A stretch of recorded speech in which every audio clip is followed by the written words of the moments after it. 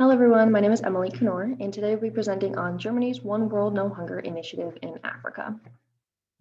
So starting with these Sustainable Development Goals in Germany, the Sustainable Development Goals are 17 goals created by and sponsored by the United Nations members in 2015, with a hope to achieve these goals by 2030. So Germany itself is heavily committed to these Sustainable Development Goals, or Nachhaltigkeitsziele in German, and they have plans to address all of the goals both nationally and internationally.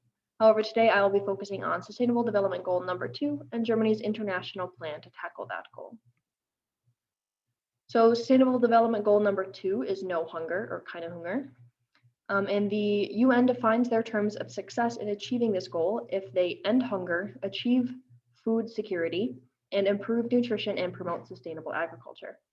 Food insecurity was on the rise prior to COVID-19, and in 2014, 23.2% of the world population was affected by moderate or severe food insecurity. That increased to 26.4% in 2018. And according to the UN, food insecurity is among the highest in Africa, with 56.8% of the sub-Saharan Africa experiencing moderate or severe food insecurity in 2019. But it's especially important to understand the colonial history within Africa in order to understand why African countries still face significant governmental and financial challenges, which I will demonstrate through Germany's colonial history. So Germany held the well-known Berlin Conference in late 1884, and at this conference, the major European countries met to formalize the territories they were staking claim over. So there, Germany acquired the German Southwest Africa, which is today Namibia, Cameroon, Togo, German East Africa, which is today Tanzania, Rwanda, and Burundi, and parts of Papua New Guinea. So by 1914, the area of German colonies was 4.5 times larger than Germany. However, due to the Versailles Treaty, Germany lost all of its colonies in World War I. But despite Germany's presence in Africa not being as vast or as long as, say, France or Great Britain, that does not mean that they were any less violent in their grasp for power and African resources. There were two large rebellions within German colonies, the Herero Rebellion in German Southwest Africa and the Mahi Mahi Rebellion in German East Africa.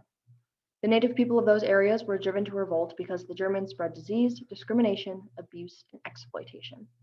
These rebellions resulted in colonial wars where the native people suffered terrible casualties. Of the estimated 40,000 to 100,000 Herero population before the war, only 15,130 survived. And of an estimated 20,000 Nama population, there was only 9,781 survivors. The fight for independence from the violent and dominating actions by Germany and other European powers consumed the African continent from the 1950s to the 1990s. Because the systems and infrastructures in Africa were built to help European countries export and exploit African resources and diminish the pre-colonial internal African trade routes, it was challenging to manipulate the new systems to ensure that the needs of citizens were being met in a post-colonial Africa. So considering that even the oldest African countries established post-colonial independence less than 100 years ago, it makes sense that the food systems are flawed and not accessible to all people.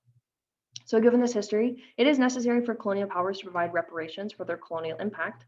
However, it is vital that any foreign initiatives or organizations providing aid or support in Africa are mindful of that history and are intentional not to continue to impose Western ideologies. So it is essential that thought and care are put into every initiative in Africa so that it uplifts and supports the community, rather than forcing solutions into an area that is inappropriate for it because of historical, cultural, and environmental factors. So with this in mind, let's evaluate how Germany is tackling Sustainable Development Goal number 2 in Africa.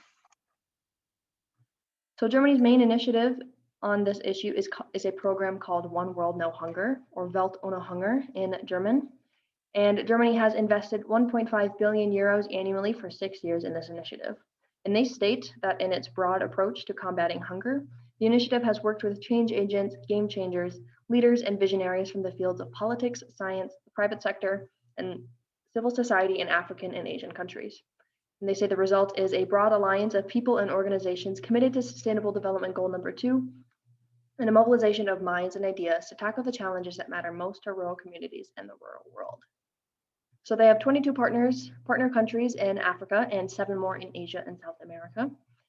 Those countries are Mauritania, Namibia, Madagascar, Yemen, Senegal, Mozambique, Morocco, Nigeria, Ghana, Uganda, Cote d'Ivoire, Kenya, Ethiopia, Benin, Malawi, Tunisia, Togo, Mali, Burkina Faso, Cameroon, Tanzania, and Zimbabwe, with 4 of which were old German colonies, which is Namibia, Togo, Cameroon, and Tanzania. So the program's core initiatives are divided into 5 different categories, which are food systems, gender, politics, climate, and digitalization and innovation. And they have 43 active projects that are partnered with other third-party organizations in the communities they are working with. So 14 of those projects are under food systems, only 2 are in gender and youth, 4 in politics, 6 in climate, and 17 in digitalization and innovation. So after evaluating Germany's project and initiatives within their One World No Hunger program, an issue became apparent. So most of their projects are innovations and digitalizations to increase the productivity of agriculture, industry, and therefore reduce hunger. However, because Africa's colonial history caused many deep systemic issues that are causing hunger and starvation, addressing these manifestations primarily through new technology instead of reworking the foundation of the issues is unlikely to produce long-term solutions. So to illustrate this idea, 2 competitions sponsored by the German Federal Ministry of Economic Cooperation and Development and the One World No Hunger Initiative were conducted to promote both innovation and women in agriculture. However, comparing the Innovation Challenge and the Women in Agriculture Challenge, the Innovation Challenge received significantly more financial support and rewards. So the total value of the award packages granted to 9 different people in the Innovation Challenge was 240,000 euros, while only 10,500 euros was awarded to 7 women in the Women in Agriculture Challenge. Also, there were only 48 nominations for women in the Women in Agriculture Challenge, and 1,000 applications in the Innovation Challenge, meaning that the Innovation Challenge likely received more press to promote it. And however, one of these statistics that the Women in Agriculture Challenge promotes is that if women were given the same access to agriculture as men, that they could reduce the global hunger by 150 million people. So this is a significant number of people, yet it's not being addressed nearly as heavily as innovations. It seems like the projects that promote systemic change are catalyzed more often by community members working together until someone notices their work, while innovations receive grants and support upfront to research and experiment different solutions. Now, I know that Africa experiences a lot of environmental extremes due to climate change, and in that sense, all they can really do is adapt to the changing climate. But to have foreign aid come in from places that have significantly higher impact on climate change than Africa and strongly promote innovation and digitalization as the solution to hunger feels like a roundabout way of ensuring the foreign countries do not need to make the substantial changes required to mitigate climate change globally. And I know Germany in particular does do a lot to decrease their environmental footprint, but there's no denying they still have a substantial global impact.